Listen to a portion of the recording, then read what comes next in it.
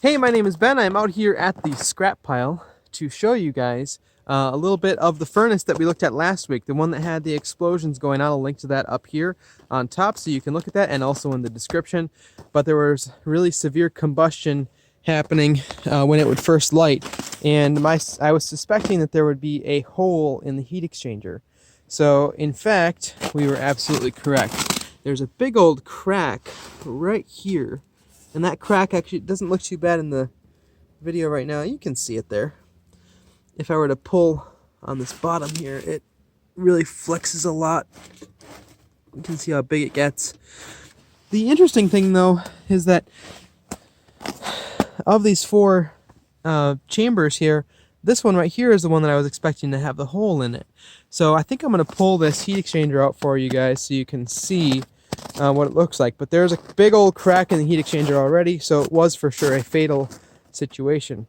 Now, someone in the comments of the other video suggested checking the orifice that was feeding that particular burner, and I did that. It's this one right here, and that one is perfectly clear. Don't know that I'll be able to see that on the video. Let's zoom in on it once here. I don't know if you guys can see anything there or not, but anyway, that was clear, so that was fine. And also, so it's this burner right here that was having the issues. Let's just take this off and look at that. So it would have been this burner right there, and the burners don't look too bad. They're really not too rusted out or anything. They're not terrible. They're not great either, but they're not terrible.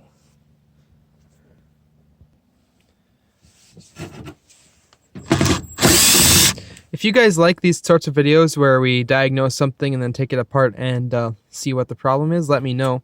Also, if you're looking for an excellent bit, this is both a 5/16 and a 1/4 inch bit all in one, which if you've ever worked in the HVAC industry or other trades, you know that those are very common.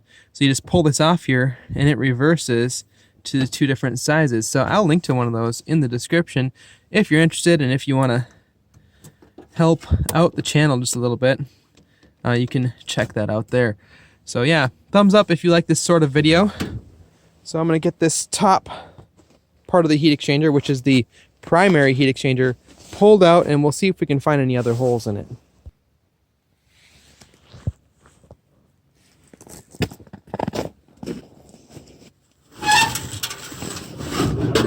There it is. This is the primary heat exchanger. So from the top, like I said before, I only found this one crack here in that chamber, but I'm expecting it to be in this one. And maybe I just forgot or didn't remember which one was which, but let's over this one and take a look from the bottom here. See if we can find something.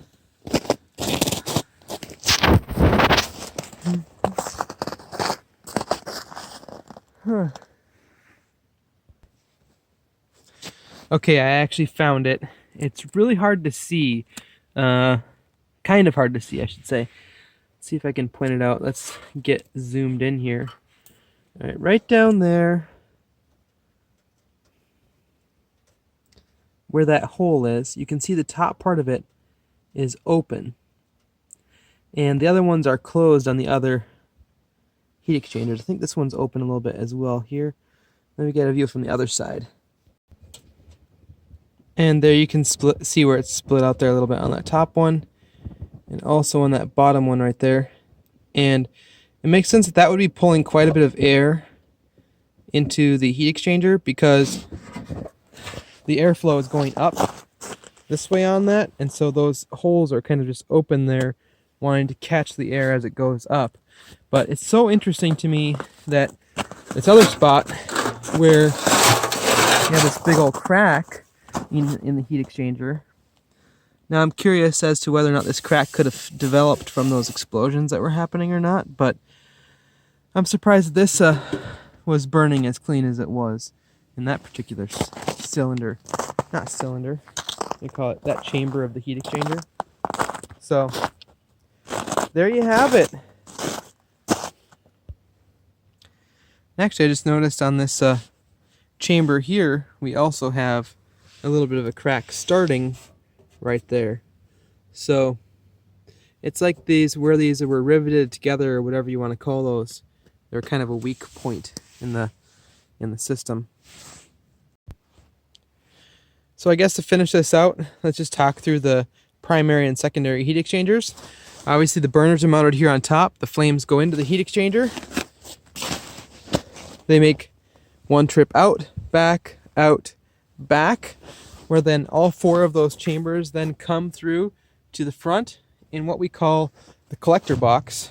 So the collector box is right here. There's a thing that goes over the top of this, and that collects all of those gases and sends them into the secondary heat exchanger, which is this hole right here. Secondary heat exchanger looks like that, almost like a coil or of some kind. There's a few different variants in what they can look like, but that's pretty typical. So it goes through all those smaller tubes where the moisture from combustion condenses, which is why they call it a condensing furnace, or condensing. It condenses the moisture into liquid, and then it drains out through the condensate trap right down here, which is why high efficiency furnaces have condensate drains. So, and then right here is where that combustion blower is mounted, and that blows the exhaust out the side of the house. So that's pretty much been it for this dissection. If you like this video, please do me a favor and hit that thumbs up button, and subscribe down below for more videos just like this one. If you have any questions, be sure to leave them in the comments below. I'll see if I can answer them, or some other smart person will get to it before me probably. And yeah, I really appreciate it, and we'll talk to you in the next video. See ya.